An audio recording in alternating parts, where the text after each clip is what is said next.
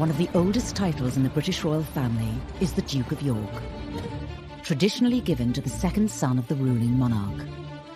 Being the youngest son, being the spare, is a really difficult role. There is no job spec. Throughout its 600-year history, the House of York has had more than its fair share of scandal. Dukes of York are ripe for scandal. There are always going to be pitfalls. Of course, you have all the perks and privileges of being royal and none of the responsibilities. Some very formidable characters in our island history have been Dukes of York. There's the infamous story of the princes in the Tower who were allegedly murdered by their uncle, Richard III. But now the current Duke of York, Prince Andrew, is facing scrutiny. As the second son, Andrew spent his childhood and, of course, his adult life he has spent in the shadow of his older brother. A bit naive, but then his judgment has always been a bit naive. Did you have to go by private jet to Newcastle? Yeah, because there was no other way of getting there and back.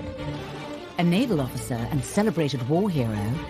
When there are missiles and things flying around, at that precise moment, you are on your own. I don't call it escapism at all. James Bond is escapism, and I'm not a commander yet. A playboy prince, once second in line to the throne. I think he was always seen, as Prince Charles said, as the handsome one, a bit of a favourite of the Queen. He had a good life. He had all the privilege with none of the responsibilities.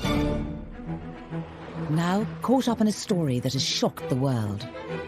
I think it's fair to say that this is a scandal of an entirely different nature. This is by far the most damaging of allegations. Poor old Prince Andrew, he rarely seems to be out of the papers these days. Prince Andrew, you're going to resign, Prince Andrew. You're an embarrassment, sir.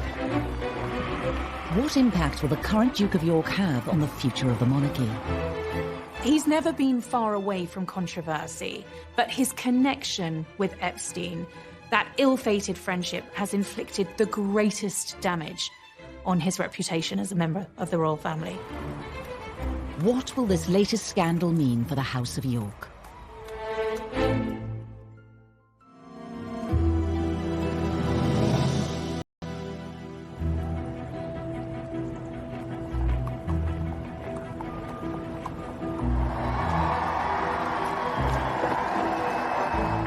Within the Royal House of Windsor, there are several different titles traditionally bestowed by the monarch. Wales, Cambridge, Sussex, and York. The Duke of York, it's a very noble title. It's traditional. Duke of York, and he's now at the centre of a media frenzy, following the suicide of disgraced financier Jeffrey Epstein. And there is an old saying out there that says, tell me who your friends are and I'll tell you who you are. Prince Andrew certainly isn't the first Duke of York to be at the centre of controversy. When one looks at second sons of monarchs, is that they are they're a heartbeat away, if you like, from the top role, the top job. Dukes of York have, over the course of history, been rather colourful characters. The title Duke of York goes back to the creation of the House of York in 1385 by Edmund of Langley. For over 80 years, the title was passed down through the male heirs until the House of York became a royal household. In 1461, during the War of the Roses, Edward, Duke of York, seized the British throne and became King Edward IV of England. He gave the title Duke of York to his second son, Richard, a tradition that has continued to this day. The first second son to have that title was Richard, Duke of York. And Richard, Duke of York, was right bang in the middle of the Wars of the Roses, at that time when the houses of York and Lancaster, both which had claims to the throne, were basically fighting for the throne. But Richard's life would be a short one after he disappeared in mysterious and macabre circumstances. There's the infamous story of the princes in the Tower who were allegedly murdered by their uncle, Richard III, the king in the car park, as many people know him. And allegedly he killed his nephew in the Tower because he wanted to be king himself. The story goes that the 9-year-old Duke of York, Richard, and his older brother Edward were locked away in the Tower of London as part of a villainous scheme to claim the throne. Their bodies were never found. history holds that, their bones are there in the Tower of London. With no male heir, the Duke of York title went into extinction with 9-year-old Richard's death. But just over a decade later, after a shift in the monarchy, the title was given to the next second son in line to the throne, a certain Henry Tudor. Infamous Henry VIII, of course, was also a second son. He was the second son of Henry VII. He wasn't supposed to be king, but when his brother, Prince Arthur, died, he not only married his former brother's wife, but he also became king. Arguably one of the most notable Duke of Yorks to become king is Prince Andrew's grandfather. Some very formidable characters in our island history have been Dukes of York. The Queen's much-loved father, on whom she pretty much has based her entire reign, so she holds that position extremely dear to her. One of the oldest titles in the British royal family is the Duke of York, traditionally given to the second son of the ruling monarch. Being the youngest son, being the spare, is a really difficult role. There is no job spec. Throughout its 600-year history, the House of York has had more than its fair share of scandal. Dukes of York are ripe for scandal. There are always going to be pitfalls. Of course, you have all the perks and privileges of being royal and none of the responsibilities. Some very formidable characters in our island history have been Dukes of York. There's the infamous story of the princes in the Tower who were allegedly murdered by their uncle, Richard III. But now the current Duke of York, Prince Andrew, is facing scrutiny. As the second son, Andrew spent his childhood and, of course, his adult life he has spent in the shadow of his older brother. A bit naive, but then his judgment has always been a bit naive. Did you have to go by private jet to Newcastle? Yeah, because there was no other way of getting there and back. A naval officer and celebrated war hero. When there are missiles and things flying around, at that precise moment, you are on your own. I don't call it escapism at all. James Bond is escapism, and I'm not a commander yet. A playboy prince, once second in line to the throne. I think he was always seen, as Prince Charles said, as the handsome one, a bit of a favourite of the Queen. He had a good life. He had all the privilege with none of the responsibility. Now caught up in a story that has shocked the world. I think it's fair to say that this is a scandal of an entirely different nature. This is by far the most damaging of allegations. Poor old Prince Andrew, he rarely seems to be out of the papers these days. Prince Andrew, are you going to resign, Prince Andrew? You're an embarrassment, sir. What impact will the current Duke of York have on the future of the monarchy? He's never been far away from controversy, but his connection with Epstein, that ill-fated friendship, has inflicted the greatest damage on his reputation as a member of the royal family. What will this latest scandal mean for the House of York?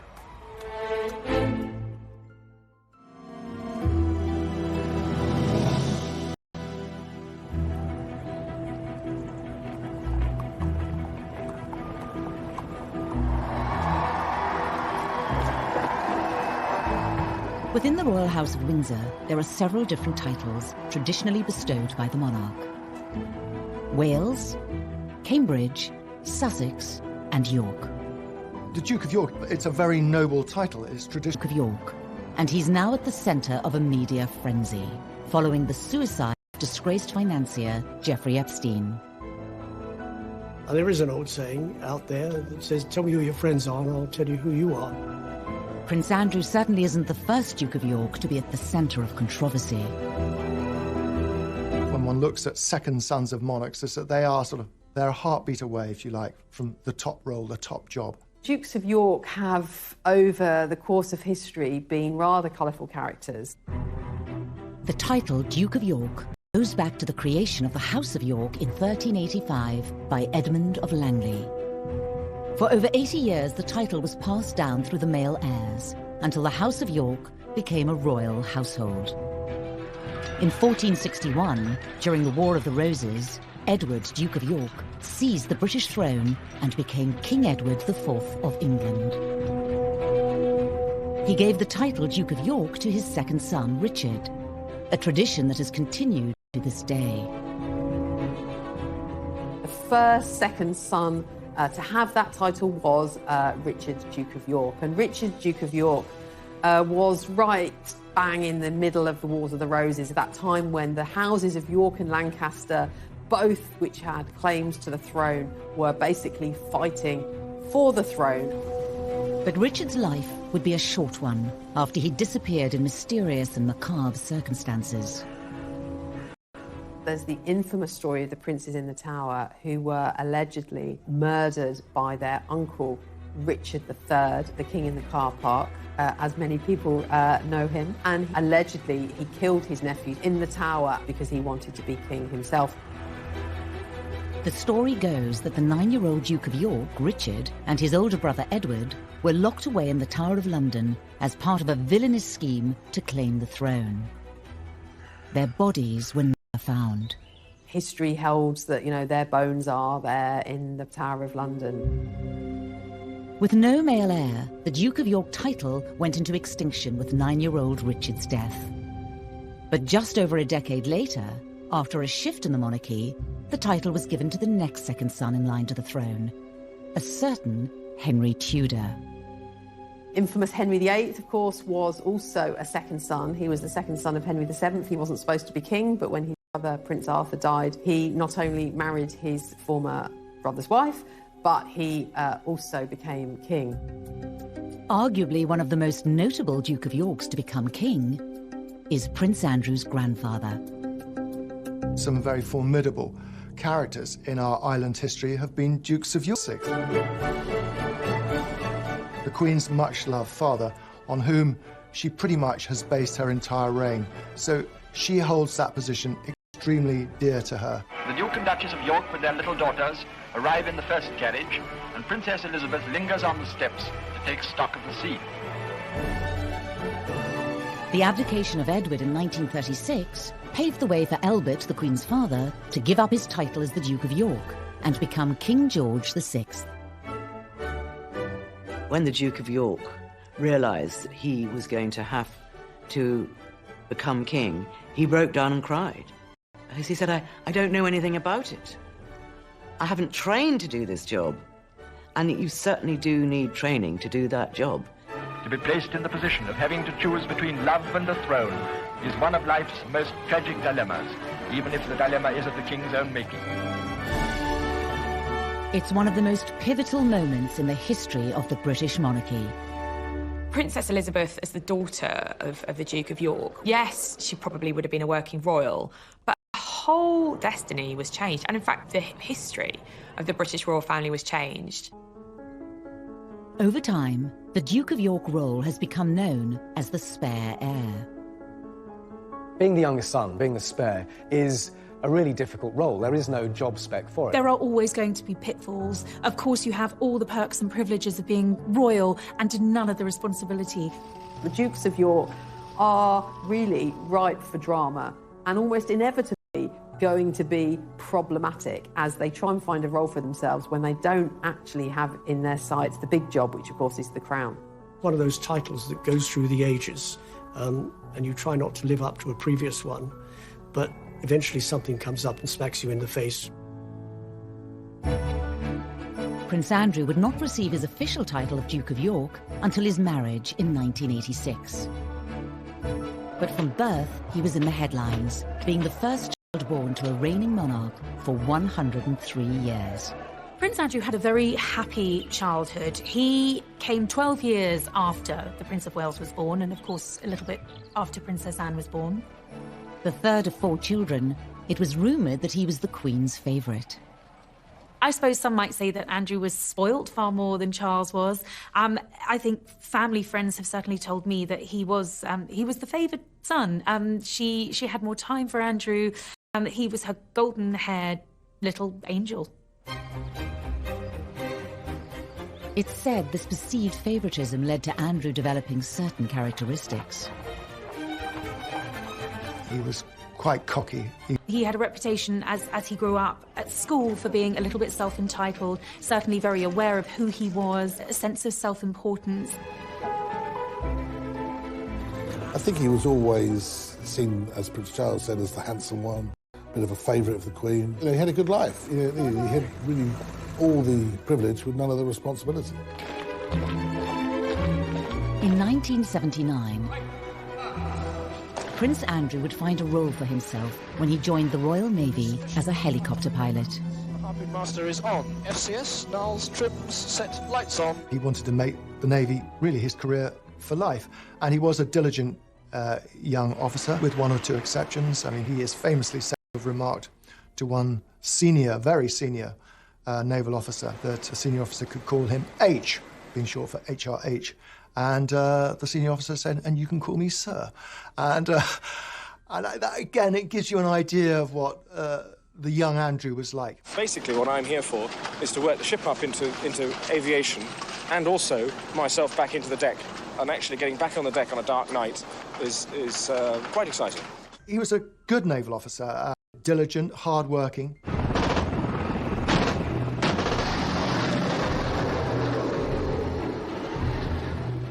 Three years later, Prince Andrew was deployed into the heart of the Falklands War, despite Prime Minister Margaret Thatcher having doubts over a young, high-profile royal going into battle.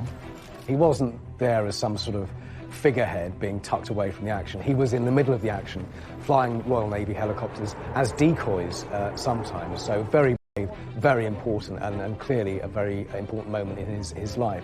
Harnesses locked and tight to the back, please. And, the ruling monarch's second son fighting on the front line captured the headlines. At the time, you know, the Queen's second son to be involved in a military service in this high-profile war, the Falklands War, that, you know, was something that the whole country were very much glued to their television screens. I mean, this really was quite something, really, for a royal to be involved in this way. When the war ended in 1982, Prince Andrew returned to Portsmouth aboard HMS Invincible, and it was to a hero's welcome. I don't think anyone will forget the images of the war hero Prince coming back from the Falklands, you know, the golden boy of the royal family with the rose between his teeth, and being very much hailed a national hero. When you lie down on the deck, and at that moment when there are missiles and things flying around, at that precise moment, you're on your own. And that's all there is. At that point, his reputation was probably at its absolute peak. That was, you know, that was Andrew's all-time high. And this was absolutely amazing. It really was. After the Falklands War, you know, he was the golden boy of the British monarchy. Upon his return, the prince's love life would make front-page news. Andrew was blessed with the best looks of the young Windsors, and he liked girls. And girls seemed to like him. Most famously, he dated beautiful brunette actress Koo Stark. This was all quite titillating and exciting in terms of who Andrew was dating. And I think fueled that image of him being a bit of a playboy prince. For a long time, people thought they were incredibly well matched. She was a very sexy girl. She shared many interests that Andrew had. And she was sparky, but she knew how to behave, if you like, in royal circles. Andrew whisked Koo away to the Caribbean island of Steep, under the alias Mr. and Mrs. Cambridge. She was even given the royal seal of approval. Their relationship was so close that Andrew introduced her to his mother. Well, of course, that sparked a frenzy of speculation in the press that an engagement announcement was just around the corner. The royal romance soon turned to scandal. Unfortunately for Andrew but particularly for Koo, she had a past. It turned out that, you know, not only was she an actress, but she'd actually appeared in some pretty risque movies, which really were the death knell of the relationship. We just embarked on the Diana years. Attitudes towards the royal family were changing. They were incredibly popular. They didn't want to do anything that might jeopardize this reach they had with the public. Advisors around the royal family felt that she was an unsuitable figure for Andrew to be seen with, which was a great shame because I think they might have made a very successful team. Andrew and Koo eventually split up, and the prince went on to have a string of high-profile relationships. He definitely had a penchant for pretty women. I don't think it necessarily mattered whether they were brunette or blonde. The girls fell for him. Quite a number of girls fell for him, and he had a succession of girlfriends. And in those days, there weren't many royals around to write about, and Andrew was ripe for being written about. The media dubbed him Randy Andy. I think the Playboy image was rather good for the royal family. I think it gave them a dose of Hollywood glamour that they were lacking, and it was quite exciting. To some extent, the reputation, the sort of Playboy prince was deserved, but, you know, in the same way that, you know, young royal princes will be young royal princes. The press loved this. You could see that this was, you know, Andrew at his prime. By the mid-1980s, despite a reported Playboy lifestyle and front-page headlines, the future Duke of York was a popular member of the royal family. I think he was brought up to believe that he was terrible. Despite being the spare to the heir, he was going to make a success of this. How then did he become embroiled in one of the royal family's biggest scandals? Prince Andrew, are you resigning? I think Prince Andrew's friendship with Jeffrey Epstein has been one of the most damaging things to happen to the royal family within the last 30 or 40 years.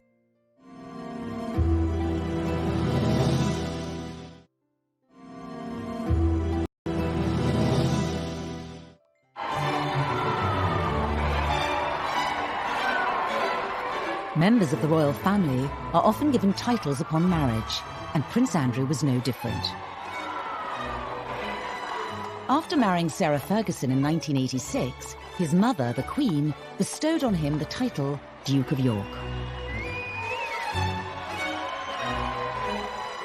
With the dukedom came a royal salary of around £300,000 a year. A Royal Duke of York coat of arms with an emblem made up of an English lion, a Scottish unicorn and anchor. And a brand new family home, Sunninghill Park, a 12-bedroom mansion in Surrey. Being the Duke of York, of course, a role that comes with all the perks and privileges, life in a palace, a valet, a butler, you know, his every whim catered for. I mean, Andrew had all of that, a life of luxury, a life of privilege. Connected by title rather than blood, Prince Andrew was now part of a house and lineage dating back over 600 years.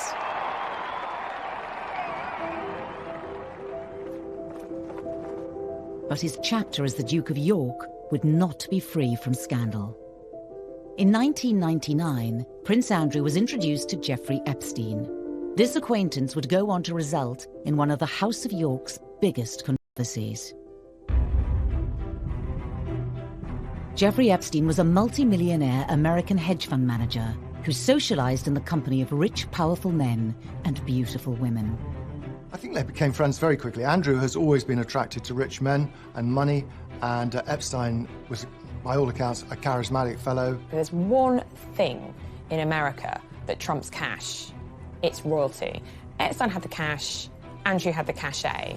And of course, Andrew was a real-life prince. Americans love British royalty.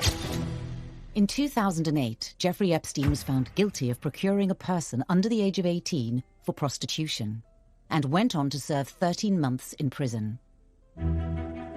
Prince Andrew's past meetings with Epstein before he was convicted were now under intense media scrutiny. Andrew would invite him to Balmoral, you know, the Queen's private home at Balmoral, invited him shooting at Sandringham, the Queen's private home, and, you know, was really kind of invited into the heart of British society.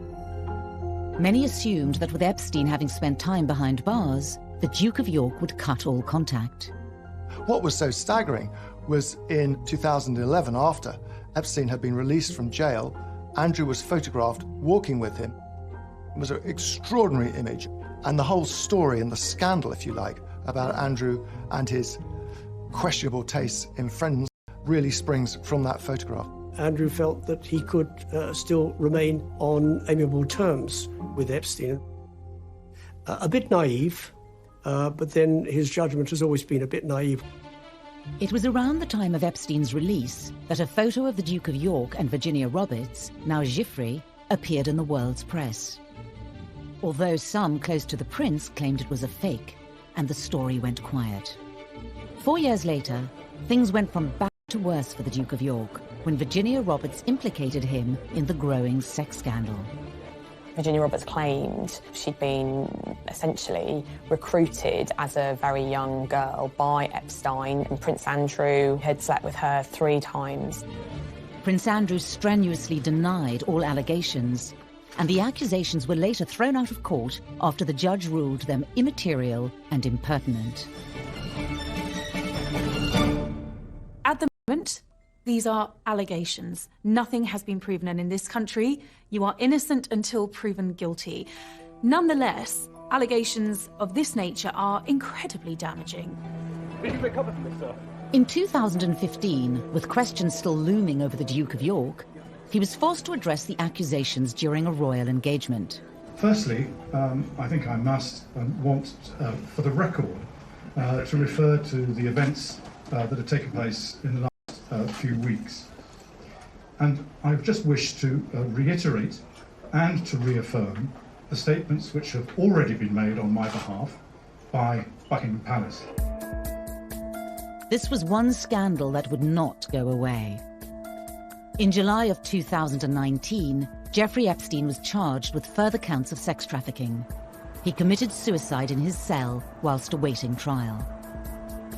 With the eyes of the press back on Epstein and his associates, Prince Andrew once again became front-page news.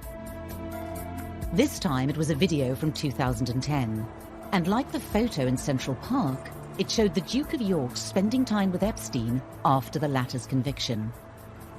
A video of Andrew at Epstein's townhouse in Manhattan, where there was lots of going on. The Duke of York strongly denied any wrongdoing, but the press continued to ask serious questions of him.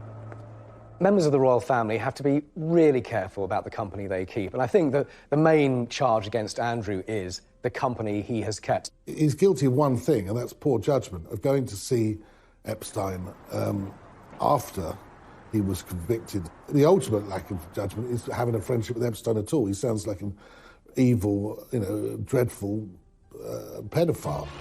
Prince Andrew's accusers were turning up heat. In explosive scenes captured outside a New York courtroom in the summer of 2019, Virginia Roberts continued to accuse the Duke of York. On the steps of the court, Virginia Roberts said, and this is incendiary, said Andrew knows what he has done. He knows exactly what he's done, and I hope he comes clean about it. Thank you.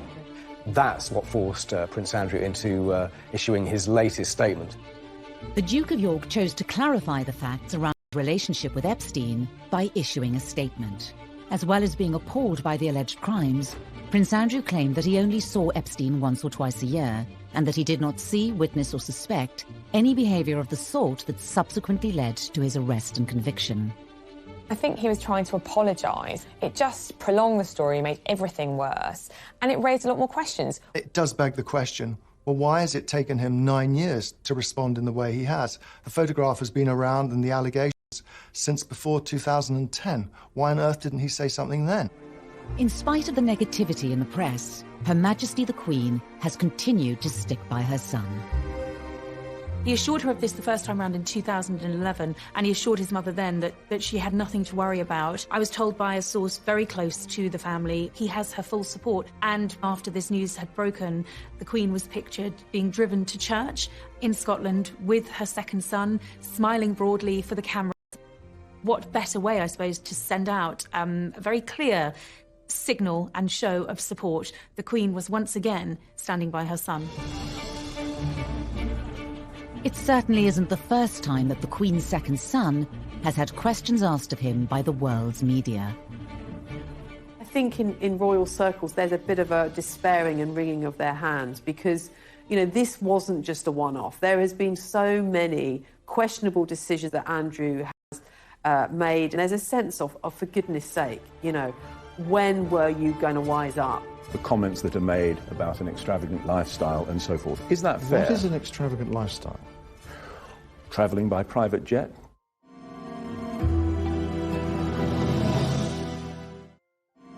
Don't care, you don't care, we can come from anywhere. Raise your hands, everybody drink again. Drinks up, shake up, do you wanna be drunk up? Drinks up, shake up, move, hey, but you!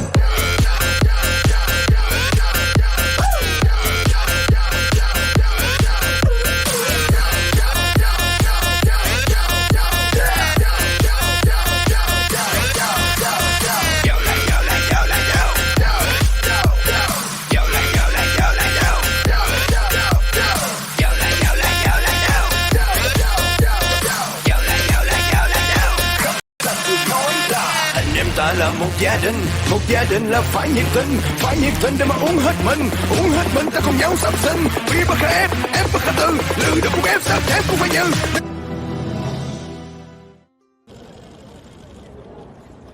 In 2019, the Duke of York, Prince Andrew, hit the headlines following the suicide of convicted paedophile Jeffrey Epstein. His association with Epstein was another controversy to add to the growing list that has plagued the House of York. Prince Andrew is not the first Duke of York to be mired in controversy, but I certainly think the Epstein allegations are perhaps some of the more serious in the history of Dukes of York. But this latest scandal isn't Prince Andrew's first brush with the press. In 2001, Prince Andrew stepped down from his military position in the Navy to take on a parliamentary role as the British Trade Ambassador. There was always the question of what next for the Duke, and this ticked all of the boxes.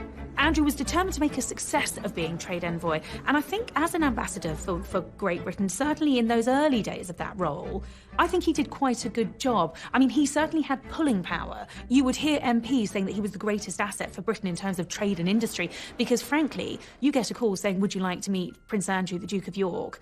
Yes. Prince Andrew's royal profile opened many doors for British trade. Pretty impressive, 6,000 jobs and £1 billion worth of investment. I mean, that's not something to be sniffed at, is it? It isn't. And what's really encouraging about that is that that's gone into about 931 starting and scaling businesses, and 97% of those 931 are still operating today, and they're still growing. But some also feel that the Duke of York's new job came with other perks. Every June, every royal correspondent goes to Buckingham Palace to look through the royal accounts, and we all go straight to the travel document, because that's the one we all understand. How much the royal train costs, how much those private flights are costing. And year after year, he would be at the top of the list. Or in what used to be known as a Queen's Flight aircraft, and he'd do the business on behalf of British Trade International, and then he'd go off and get the golf clubs out the boot of the plane and go off and play golf. The Duke of York's frequent travel and mode of transport quickly garnered him yet another nickname. Air Miles Andy was a nickname which refused to shift for many, many years. He was stung by the nickname because he thought it was slightly insulting to him, as though he was just sort of gallivanting around the world, having fun, whereas his argument was, look, he's there on official business. He's doing what the government asked him to do. One year in particular, Prince Andrew cost the British taxpayer over £500,000. This was seen as not on, and quite frankly, it wasn't on. It's not the sort of things you do. If you go out and you're there doing a job of work on behalf of UK PLC, you do the job of work, you come home. If you want to go and play golf, and you make your own arrangements, get on an aeroplane and pay for the fare yourself and fly off. And unfortunately, he didn't do that. The Duke of York agreed to a one-to-one television interview. I am not doing this, as it were, for my own good. I am not getting any return for this. This is all done on behalf of the UK. It's not done on my behalf. If I was doing it, I wouldn't, as it were, allocate my time in this way. Can I ask you, as I inevitably must, about the criticism that is sometimes, even often, levelled at you in this job, the comments that are made about an extravagant lifestyle and so forth? Is that fair? What is an extravagant lifestyle? Travelling by private jet, using helicopters when you could take a train? But it is again, it is the maximisation of my time for the best value for money, and that's the way that and I'm not the one that makes those decisions. In truth, it became quite a problematic role for Andrew. I think he frequently found himself having to defend himself, having to defend the flights that he was racking up. That became an issue. That became more of the story than Andrew representing Britain overseas, and that was a problem. Did you have to go by private jet to Newcastle? Yeah, because there was no other way of getting there and back, bearing in mind from what I was doing before and what I was doing afterwards. On top of the alleged travel perks, Andrew continued to be in the headlines. Once again, it was because of the company he was keeping. It was the meeting with the Gaddafis where I think eyebrows were raised.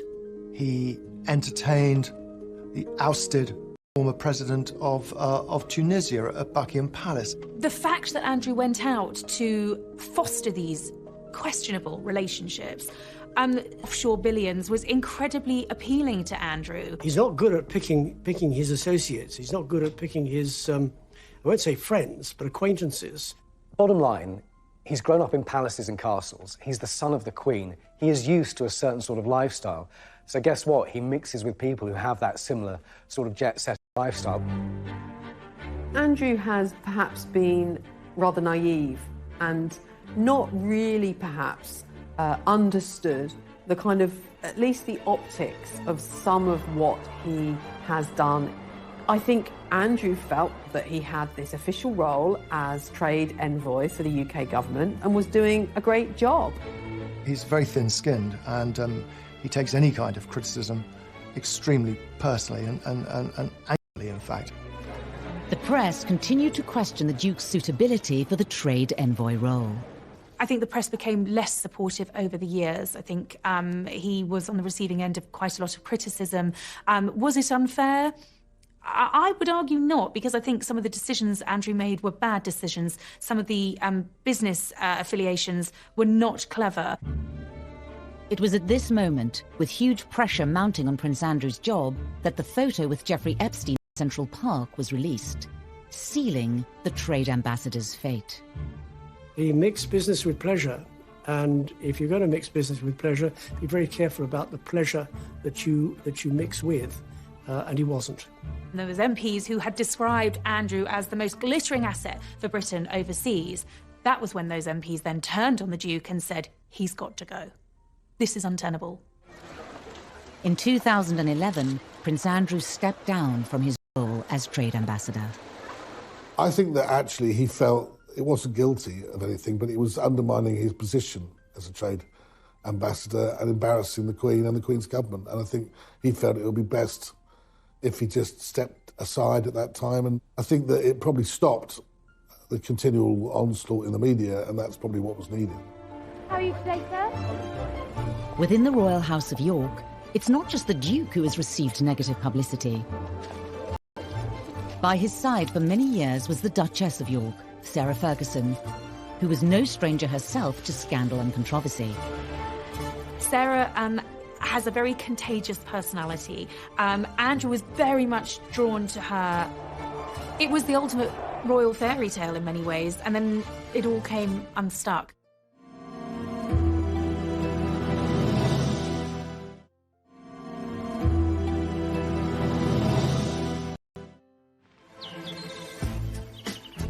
Prince Andrew has spent most Playboy Prince and a much-talked-about trade ambassador.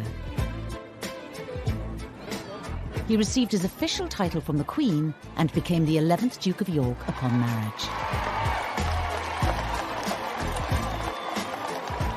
Fergie and Diana were very good friends. And Diana was always trying to find a boyfriend for Fergie. And she came up with the idea of Andrew. Sarah Ferguson was typical jolly hockey sticks, daughter of an army officer, a polo player, skiing all over the Alps in the winter. She was always going to be an interesting addition to the royal family. And on top of that, she and Diana got on really well. Every June, when attending Royal Ascot, the Queen has a house party at Windsor Castle. And on this occasion, Diana invited Fergie, as she was known, with her freckles and hair and outgoing, bubbly humour. And she and Andrew apparently got on extremely well, so much so that they were feeding each other profiteroles from the dining room table. It was at lunch, wasn't it? That Yes. We were made to sit next door to each other at lunch at Ascot. Yes, and you made me eat chocolate profiteroles, which I didn't want to eat at all. I then didn't have it, so I got hit. The Queen was delighted. She has always really enjoyed Fergie's company. Fergie's a horsewoman. She loves dogs, she loves country life, and she's fun. She's a really special girl, and the Queen absolutely adored her. Before long, the couple had announced their engagement. Could I ask you then, Miss Ferguson, do you remember what he said? Absolutely. But I'm not telling you. There would have been a sigh of relief that Randy Andy's days of hitting the nightclubs were over. I mean, this was really the height of popularity for the royal family, the wedding of Charles and Diana, William and Harry being born, and then it was Andrew Fergie. The press were hugely interested in Andrew and Sarah. They were tactile, they were loving, they were everything that Charles and Diana weren't. They were a great story. In 1986, just 5 months after becoming engaged, the pair married at Westminster Abbey. Prince Andrew and Sarah Ferguson became the Duke and Duchess of York.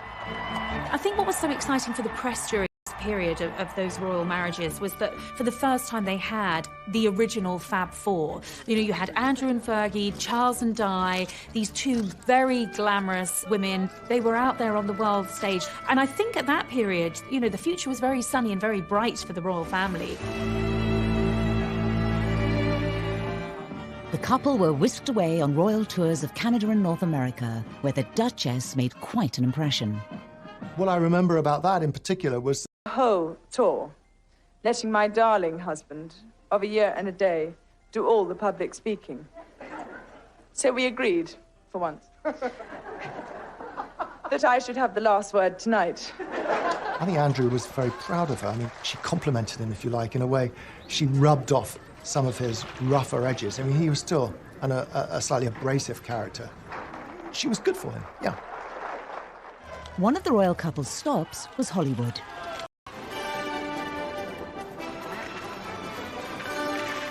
I was on the royal tour when they were in Los Angeles, and they were a huge success. Everybody loved them. At last, I have the turn to talk. All these men around here. Love you! I'll see you later. Fergie appeared in different little outfits and had different bows in her hair, and it was all quite over the top. I'm so amazed by Los Angeles and the welcome that you've given us and me.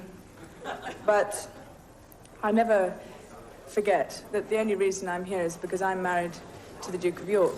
There was a big reception and all the sort of LA crowd, and Fergie and Andrew really did well there. By 1990, the couple had welcomed 2 children, Beatrice and Eugenie. But cracks were beginning to form in the marriage. Fergie was finding life at the palace extremely difficult. She was being criticised hugely at this stage of her life. She didn't have Prince Andrew at her side because he was away doing his naval duties. So things just really started to break down. Captain. Good evening, sir. It's Red 30 Ranger, 6 miles. As well as the royal tours, Prince Andrew was still serving as a naval officer, spending more and more time away from his family. Captain Roger, yes, thank you very much. As a commanding officer, you can, on occasions, get extremely lonely and isolated if you're not careful. It's terrible. I mean, you're going away and leaving what you love behind. It's a fantastic job. All 3 services are a fantastic job for a single man. It's getting less and less so for a married man. I don't call it escapism at all. James Bond is escapism, and I'm not a commander yet. Sarah was basically a single mother at home with raising 2 children, and it put a huge strain on the relationship. The couple's marriage was under intense media scrutiny. Rumours of affairs began to circulate in the press. Fergie was already taught that the marriage was in great difficulty. She felt neglected by her own husband. She was being given a really hard time by the press. I think she was incredibly vulnerable. Speculation continued for months until the Duke and Duchess of York were forced to make an announcement. When Andrew and Sarah announced their separation in early 1992, very rapidly she was seen to be involved with a man who was euphemistically described as her financial advisor. A royal separation was only the start of the controversy for the Duke and Duchess of York, after now infamous photos of Sarah Ferguson were released in the media. I was with John Bryan the night the pictures appeared in one of the tabloid newspapers, and I'd gone to his flat with the Daily Mirror, and he phoned Fergie, and I could hear him talking to her, and you know, he's saying it's bad, it's worse than we thought. They'd managed to get pictures of her on a sunbed, and she was having her toes sucked by her financial advisor. These pictures were compromising, they were embarrassing, shameful for Fergie. Things quickly worse for the Duchess of York. Poor Fergie, the following day, she had to go down to breakfast at Balmoral Castle, where all the papers were all laid out, as they always are every day, on a sideboard, and she had to sit there, and sort of the humiliation must have been awful for her. She fled Balmoral in tears, and she didn't return for a very long time. Sarah Ferguson was really cast to the outer darkness. It was the final nail in the coffin for Andrew and Sarah. The Duke and Duchess of York's relationship troubles were publicised the world over. Combined with other royal scandals, 1992 would prove to be a year that would haunt the Queen.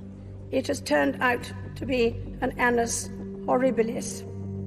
I suspect that I'm not alone in thinking it so. The 1990s was a series of disasters, 1992 being the worst year in terms of royal breakups. 3 royal marriages, 3 of the Queen's children separated in 1992. Princess Anne divorced, Andrew and Fergie separated, Charles and Diana separated. Not only were her children's marriages deteriorating, but they were being played out in the press in the most lavish, spectacular fashion. It culminated in that famous speech that she gave, in which she described 1992 as her annus horribilis, her horrible year, her worst year, if you like. 4 years later, Sarah Ferguson and Prince Andrew finally divorced. Although no longer considered a royal, she was allowed to retain her title as the end to the media frenzy circulating the House of York. Diana took millions from her divorce with Charles. Fergie took pretty much nothing. So Fergie is constantly chasing her tail and running out of money, and so she goes to more and more desperate means. She became a bit of a liability to Prince Andrew, and therefore I think he realised, and certainly the royal family would have realised, that, while she still had these debts, she was a massive liability. Despite her divorce from Prince Andrew, in the late 1990s, Sarah Ferguson, the Duchess of York, embarked on an unofficial tour of the United States. She got involved with Weight Watchers. She seemed to be basically doing anything she could to earn a living, make some money. She had huge debts. She would spill her thoughts or her emotions in front of anybody who would listen to her. She became a kind of darling on the Oprah Winfrey kind of circuit in America. And this was exactly what a royal, even a sort of ex-royal, should not be doing. And she really did cause embarrassment to the royal family. Prince Andrew also found himself back in the headlines after he sold the marital home, Sunninghill Park in Surrey. The 12-bedroom country residence had been a gift from Her Majesty the Queen. He wanted to get it off his hands, and it was on the market and wasn't selling. And then, lo and behold, it was bought by one of the contacts he'd made through his travels, the son-in-law of the then president of Kazakhstan. And this generous individual not only bought the house, but he bought it for £3 million more than the asking price. It provoked many questions as to why. The answer has never satisfactorily been given. At the time, a spokesman for Prince Andrew said there was never any arrangement or impropriety, and that £12 million was a guide price, not an asking price. In 2010, rumours of bankruptcy for Sarah Ferguson began circulating in the press. And the Duchess of York became part of a huge sting from the news of the world, as seen here in a secret video recording. If we want to do a big deal with Andrew, then that's the big one. I do want, of course. Okay, of course. So 500,000. The fake shake for the news of the world got lots of exclusives, filming people agreeing to stuff or taking money, and the cash for access story with Fergie was incredibly damaging. It was another black mark against her. And then you meet Andrew. In the video, she is seen talking to the now discredited fake sheikh, offering access to Prince Andrew for £500,000. No one was surprised when she found herself a victim of a pretty unpleasant newspaper sting, and they got her on film boasting that she could get access. Embarrassing once again for the royals. The Duchess of York has said she was devastated by the news of the world sting, and that it was a serious lapse in judgment. She also later added that she felt tricked. Sarah Ferguson's reported financial difficulties would see a return of Jeffrey Epstein. In 2011, the Duchess of York admitted to accepting £15,000 from Epstein to help pay off her debts. One of the other complications to the story of Epstein and Andrew is the fact that the Duchess of York herself was acquainted with Epstein, and indeed he lent her money for the infamous debts that she had after her divorce to Andrew. Epstein was among a number of rich men who helped to bail her out. A bad choice, and I think the Duchess has since recognised that she should not have accepted money from him. Sarah Ferguson later said she had made a gigantic error of judgment. It all just is very, very, very unfortunate, and it's again this kind of lingering bad taste that Epstein has brought to the royal family's reputation in regard to both Andrew and Sarah. Despite all the controversy, over the years, Prince Andrew and the Duchess of York remained close. What I find remarkable is that despite all of the scandal, you know, the debt, the controversies, Andrew and Sarah have remained the best of friends. With the whole Epstein affair, Fergie has absolutely kind of stood by her man. I think she's been the one who's been in scrapes before, and Andrew's always stood by her. He's never thrown her to the wolves. He's always looked after her financially, emotionally. And I think this time she felt able to repay a lot of that debt. With the Epstein scandal showing no signs of disappearing and Prince Charles set to one day take the throne, what does the future hold for the Duke of York and his family?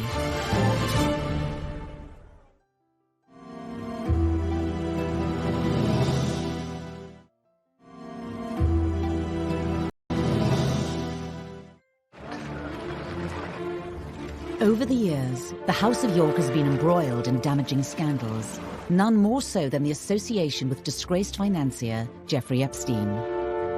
I think that Andrew's judgment is probably clouded partly by the life he's led, his upbringing. He's been protected from the world. And royal insiders say that the whole affair has impacted Andrew's relationship with his older brother Charles, who as future king will have ultimate say over the future of the British monarchy and Andrew's role. My understanding from a source very close photographed walking in Central Park, his advice to his brother was to leave that relationship well alone. It was a relationship that I think had worried Charles from quite an early stage, but that picture was really the nail in the coffin for Charles. It was when he said to his brother, stay away from this. But of course, that advice came a little too late. Could the scandals of Prince Andrew lead to the marginalisation of the House of York? There is a battle going on right now behind the railings of royal palaces about the future size of the British monarchy, about slimming it down, about getting rid of the minor royals from the public funding and so on. There was a glimpse of the new potential slimmed-down monarchy at the Queen's Diamond Jubilee in 2012. The Duke of York and his two daughters, Princesses Beatrice and Eugenie, were noticeably absent, further fueling speculation that Prince Charles was beginning to sideline the House of York. Andrew and his family not being invited to appear on the balcony at Buckingham Palace for the Queen's Jubilee was really significant because it was a real statement of intent by Prince Charles. This was the future of the royal family. William, Harry, Kate, Charles, Camilla, the Queen. Andrew and Eugenie and Beatrice were nowhere to be seen. And Andrew very much felt the snub, but Charles was proclaiming it very publicly by saying this is the current monarch, this is the future monarch, and this is the future of the royal family in a very, very public way. And it was like, no, Andrew. It's the Magnificent Seven, as they then were. That's Charles's vision of a modern monarchy. It's not a balcony stuffed full of 20 or 30 people. Andrew's not stupid. He's noticed that, and he is absolutely campaigning for a future role, a bigger role for Eugenie and Beatrice. Would you like to officially let the snake has a fort open? Now, this has provoked an enormous conflict, largely between Prince Andrew and his brother, Prince Charles. It's Charles who is driving this idea of a slimmed-down monarchy, and it has been from Charles's side of the argument that Beatrice and Eugenie should perhaps be pushed out of the limelight. As well as criticism levelled at the Duke and Duchess of York, their daughters, Princesses Beatrice and Eugenie, have also over the years been criticised by the press. In particular, their cost to the taxpayer. As royal princesses, they'd had full-time wraparound royal protection. Royal protection, armed police officers, is a very expensive business. It's a necessity for frontline members of the royal family, but where the public began to question the costs involved in security were particularly about Beatrice. On exotic holidays, why should we pay police protection? Which is quite right. It's like, well, why are we paying for this when she's not going to be a future working royal? And so Andrew, under a lot of public scrutiny, was forced to pay for it himself. He was not very happy. Money was stopped in 2011 to pay for all these police protection officers for both girls, and then they lost the sovereign grant, which meant they would not get money paid out of the sovereign's purse because they weren't going to do royal duties. It was decided that the working members of the royal family would be limited to the 4 children of the Queen and then Charles's children, the heirs' children, because it was decided that we didn't want to have too big reign on the sovereign grant. But Andrew wanted both his daughters to be working royals. I think he wanted the status for them.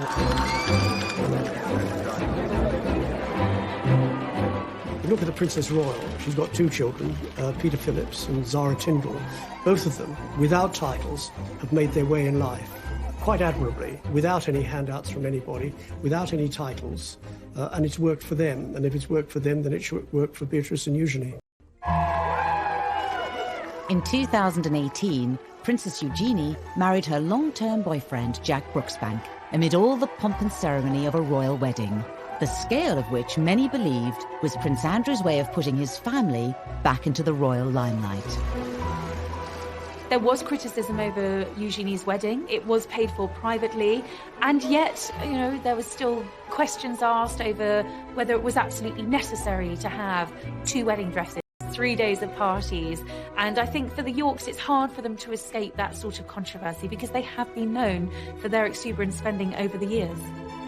Prince Andrew, becomes very grand and royal, and he makes things happen.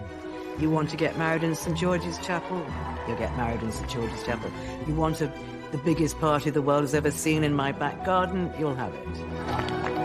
Andrew was at pains to point out that this was a bigger wedding than Harry and Meghan's, and that they'd invited more people to fill St George's Chapel. Of course, that was the same place that Harry and Meghan got married a couple of months earlier, because Jack and Eugenie had so many friends, so more people had to come. Eugenie had 3 days of parties. It was almost Andrew saying, yeah, Meghan and Harry, whatever you can do, I can do better. And with Beatrice's recent engagement to Italian property tycoon Edoardo Mapelli-Mozzi, speculation regarding... And it was rumoured in the press that Prince Andrew was keen for his daughter's husbands to have royal titles, something the Duke of York denied. It's very interesting the way that Princess Eugenie is still styled. Because her husband hasn't got a title, officially she should now be Mrs Jack Brooksbank, and in the court circular and in correspondence, because that's her very archaic official title. But it's very interesting that she is styled Princess Eugenie, Mrs Jack Brooksbank. So I think that was very much a sign from Prince Andrew that his daughter should be remembered, that she's still a princess. Despite Prince Andrew's best efforts to keep the House of York front and centre, what will the Epstein scandal mean for the Duke of York?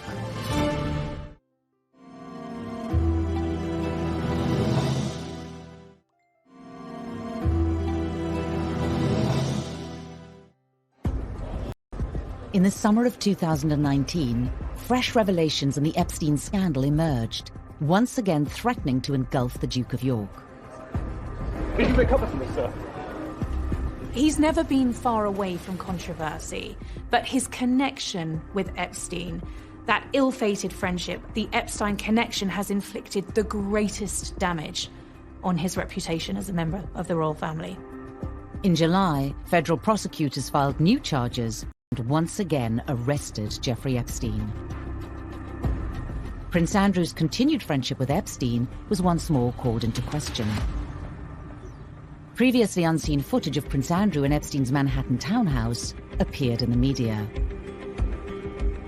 Although it had sort of slept dormant for 4 or 5 years, it burst on the scene again.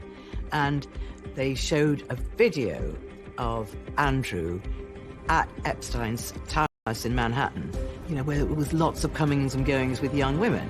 So the world is saying, how could he not have known what was going on? This has been a very turbulent summer for the royal family. Buckingham Palace has gone into firefighting mode. They're defending the Duke of York against the most serious allegations to plague him in his royal career. There are questions that many believe the Duke hasn't completely answered. Epstein's suicide whilst in custody meant he never stood trial for the new allegations. Epstein killed himself shortly before going on trial again, and so his accusers feel that they have been cheated of their day in court. Footage captured on the steps of a New York courthouse showed Virginia Roberts, now Giuffre, renewing her accusations against the Duke of York. He knows, of course, the wider allegation of what he knew about what Epstein was doing. Did he really see nothing, as, of course, he has strenuously insisted is the case? Now that Epstein is dead and is not going to have his day in court, it's hard to see how Andrew can properly and conclusively shut these allegations down. The case against Epstein was dropped after his suicide, but there have been calls to investigate some of his associates. With the Duke of York named in court papers in 2015, Virginia Roberts' lawyers have asked for Prince Andrew to come forward and be interviewed under oath. Despite a judge ruling, comments about him be struck from the court record for being immaterial and impertinent. Andrew has never been spoken to by American law enforcement agencies. Buckingham Palace has been at pains to stress that if people want to talk to Andrew, they can. I mean, of course they would say that, wouldn't they? Whether that would actually happen is a different matter. If the Duke of York were to testify, it would be the first time in history that a member of the British royal family has appeared in a US court. Andrew clearly in his statements repeatedly has said, I didn't do anything wrong, I didn't know anything wrong was going on. The statement hasn't appeased the various Epstein victims in America, and in particular one has said that Andrew knows what he has done, and the lawyer is calling for Andrew to go to the US to testify. Virginia Roberts gave a televised interview to American television program Dateline for NBC. It was a program watched by millions, in which she further detailed her alleged interactions with Prince Andrew. The first time in London, I was so young. Keelan woke me up in the morning and said, "You're going to meet a prince today." I didn't know at that point that I was going to be trafficked. This is not a trial by the media. It is an investigation. And it is not up to newspapers to point fingers. It's not up to newspapers to put him on trial. It is up to the Americans, as and when they have a case. Will he be a hostile witness to the FBI inquiry? Will he be dragged into some court case in America? That seems less likely. But surely someone is going to want some answers to very many questions about his connection to Jeffrey Epstein, to the girls, and to all those stories which have been buffeting the royal family throughout the summer months. Despite his protestations of innocence, we don't really know what happened, and therein lies the problem. And I think that this will continue to dog him, this affair. Yet to be seen. The royal family are, by their very nature, loyal to one another, and they close ranks and support each other. But Prince Andrew is testing that policy and that loyalty and, you know, family ties absolutely to the limit. The royal family, over the centuries, have been involved in all sorts of allegations, innuendo, scandals, and they have survived. They've survived for over 1,000 years, and they will continue to survive. Individual members of the royal family are not involved in this, only Prince Andrew. As Prince Andrew's future is discussed and speculated upon in every quarter, title Duke of York is itself facing an unknown future.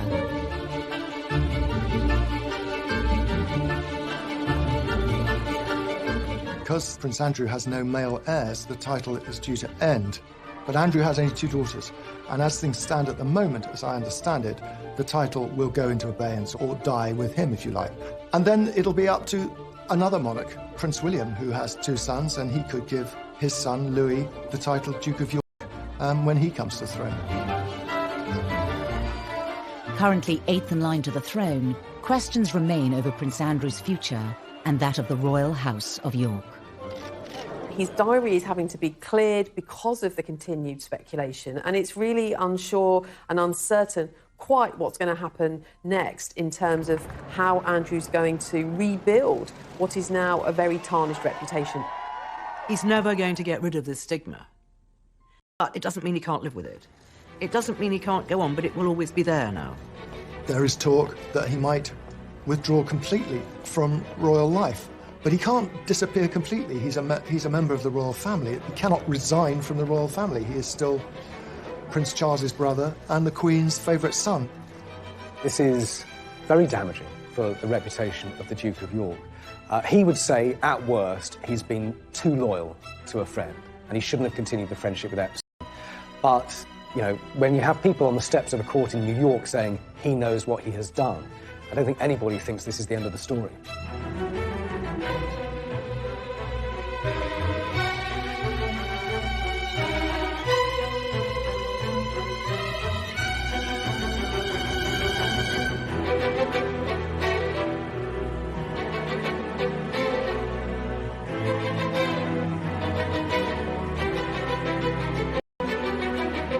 That, you know, their bones are there in the Tower of London. With no male heir, the Duke of York title went into extinction with 9-year-old Richard's death.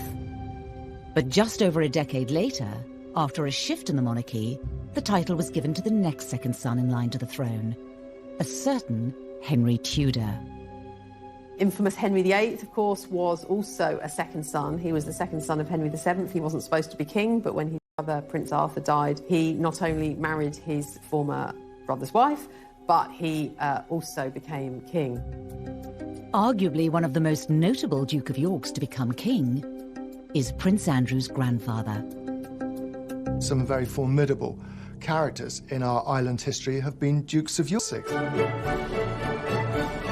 The Queen's much-loved father, on whom she pretty much has based her entire reign. So she holds that position extremely dear to her.